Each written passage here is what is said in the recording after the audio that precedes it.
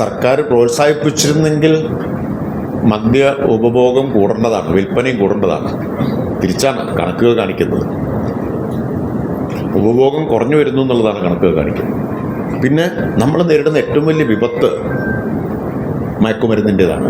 രണ്ടിനെയും ഒരുപോലെ കാണുന്നത് ശരിയാണെന്ന് കരുതുന്നില്ല. സാമാന്യവൽക്കരിച്ചുകൂടാ.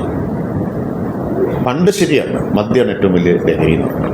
ഇന്ന് അത് പോയി മയക്കുമരുന്ന് പോലുമല്ല, സിന്തറ്റിക് ഡ്രഗാണ്.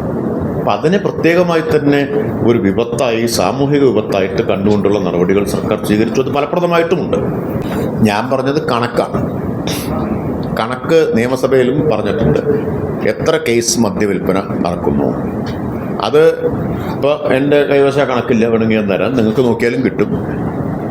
ഇതെല്ലാം വളരെ അവൈലബിൾ ആയിട്ടുള്ള കണക്കാണ്. മദ്യവിൽപ്പന ക്രമാനുഗതമായി കുറഞ്ഞു വരുന്നു എന്നുള്ളതാണ് കണക്കുകൾ കാണിക്കുന്നത്.